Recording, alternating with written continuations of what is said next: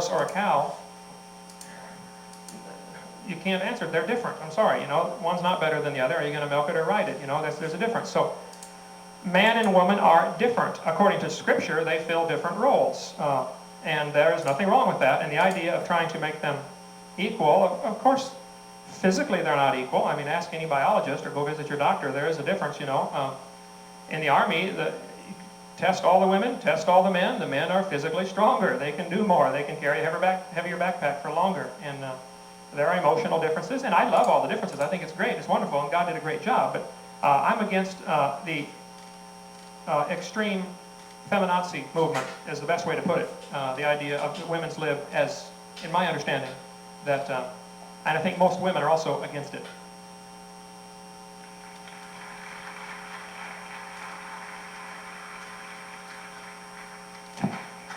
Since this was a question directed at Dr. Hovind, do you wish to reply? I wish to reply to his tone, if I may. I will ask that you be a little bit cautious and stay to the points. Yes, my point is that, again, I keep my religion separate from my science, but that is not to call me a-religious. And my family is deeply religious. We have many ministers amongst us, and I resent the implication that evolution is a godless science. Evolution is a mechanism to explain what we observe. It does not deal with our faith. It does say that we cannot accept a literal interpretation of the Bible. Very few religions today accept a literal interpretation of the Bible. I do not wish to be excluded, therefore, from religion, because I also have another part of my life that observes what I can observe and uses reason, which I believe is a very fine human gift.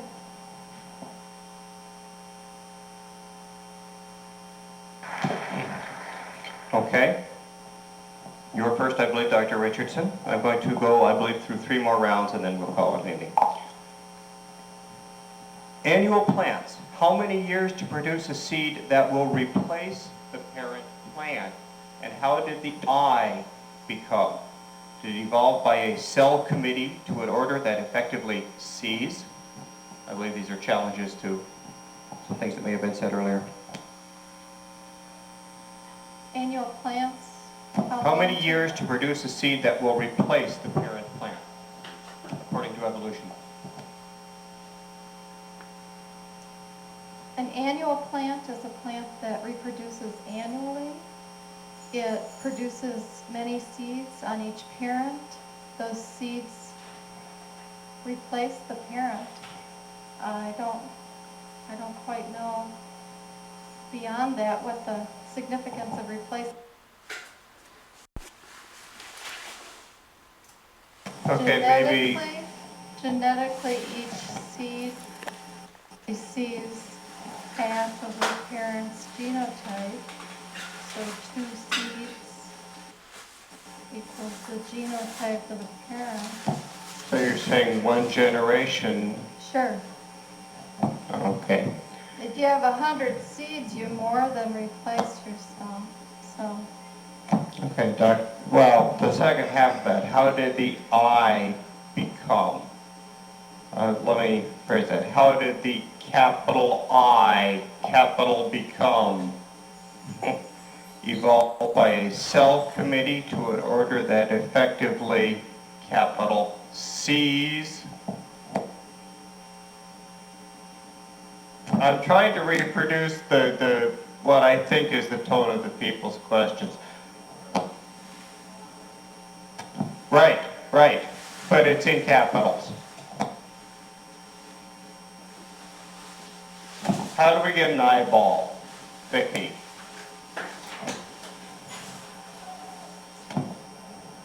If you don't want to handle this, I've given this lecture many times. I'll be glad to. It takes an hour and I have 15 slides.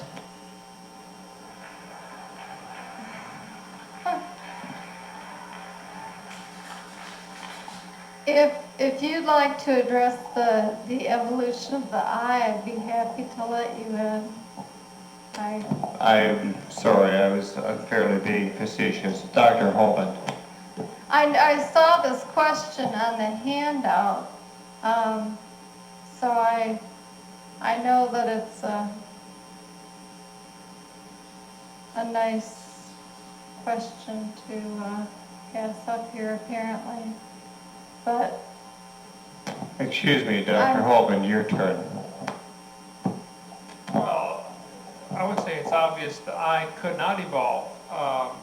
It had to be created. It's too complex. There's just too much there. Charles Darwin himself said the thing that caused him to shudder was the human eye. He said, I see no way it could evolve bit by bit. What good is a 5% eyeball? If it doesn't work yet, it's of no value. It's a hindrance, just like a reptile's limb evolving into a bird's wing. It becomes a useless leg a long time before it becomes a useful wing. And the critter gets killed because he can't run as fast, so evolution stops dead in its tracks. It doesn't work. Most things don't work bit by bit. Tires on your vehicle don't work one at a time. They all four have to be there for it to roll. And the human eye, with its billions of complex parts, it had to be created and designed just like a computer program. You can spill Coke in your keyboard and you will not develop a computer program. Random chance produces chaos, disasters. It never produces more order, and the human eye is so ordered that makes me marvel at the intelligent creator. I have no problem with that. And I want to apologize as far as the tone. I certainly don't want to be offensive. I want to, this is a serious subject, extremely serious, because your behavior is determined by your beliefs.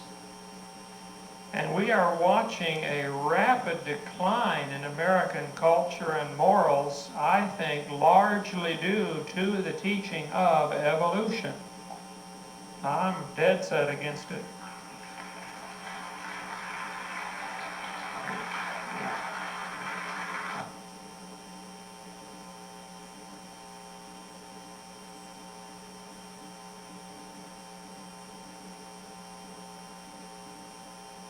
Okay, I'm going to read one and then paraphrase a little bit.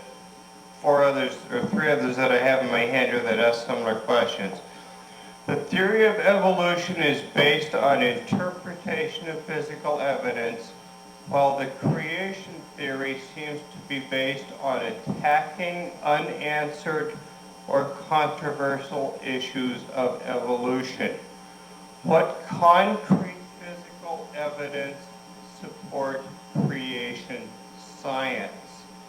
A similar question made a comment that the Bible theory just doesn't cut it.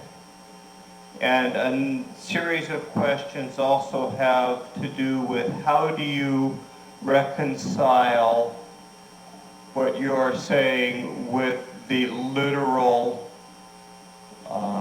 description of creation in Genesis. There are a number here that have to do where the dinosaurs created on the fifth day, etc., etc., etc. We need about 6 more hours on that one. As far as the physical evidence for creation, again, we're talking evidences, not proofs. If I could demonstrate the world was not billions of years old, because the Earth is slowing down 1,000th of a second per day. Every 2.5 years we have leap second. Read Astronomy Magazine, June 30th, 1992. We had leap second. The Earth is slowing down.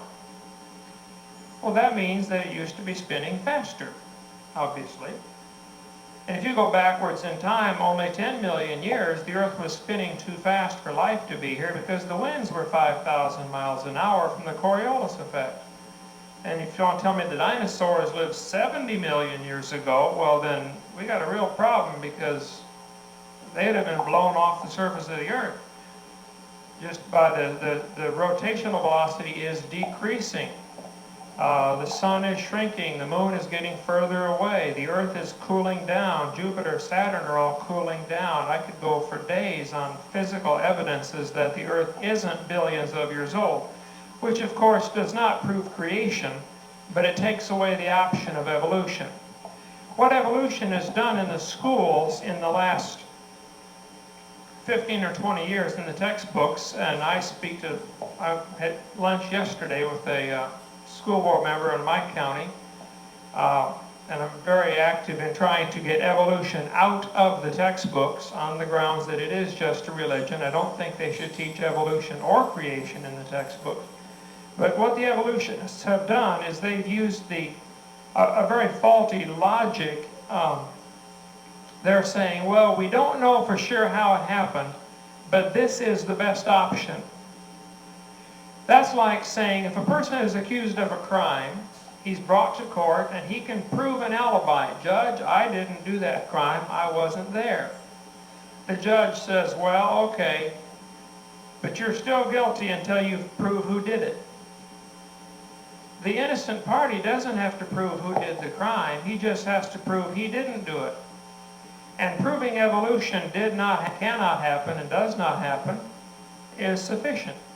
I don't need to be able to prove creation. It is easy to disprove evolution, and that's the real problem. Is the subject of origins cannot be discussed without religious implications. Okay, I believe the question is more, what is the evidence other than the Bible? The evidence... Not against evolution, Okay. but for creation. The evidence for creation is the complexity of life. It doesn't arise by chance.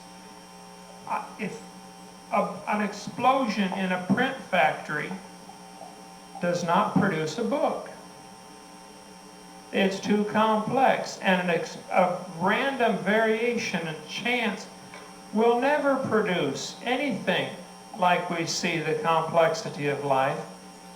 So the example of the watch. I've never been to Japan. I've not seen the Japanese watchmakers, but there's one over there someplace. Here, it's too complex to have arisen by chance, and everything in biology is too complex to have arisen by chance. One paramecium is more complicated than the space shuttle, by far. To say it evolved is to greatly oversimplify the complexity of all biology that we understand. So I would have to stand and say, hey, here's the watch. There has to be a watchmaker, though I've never seen him. I would say, here's the creation. There had to be a creator. That's just that simple. I agree, that's going into the metaphysical. I've not seen him. I've not touched him. So, okay, I'm going to follow that up then with the last of the questions that, again, this is more directed toward you. okay. And we have a number here that ask the same thing, that have to do with the complexity of the human, as you just discussed and all. How does that rule out that, in effect, evolution is the mechanism by which God has created us? Yes. And then again, we'd go back to who do you think God is? What kind of God are you worshiping? Is it a God of random chance that doesn't know what he wants, or is it a God that knows what he wants? I'm sure the people in Japan did not throw the pieces in a dryer and let them clang around for 1,000 years and hope it developed a Casio Databank watch. I think it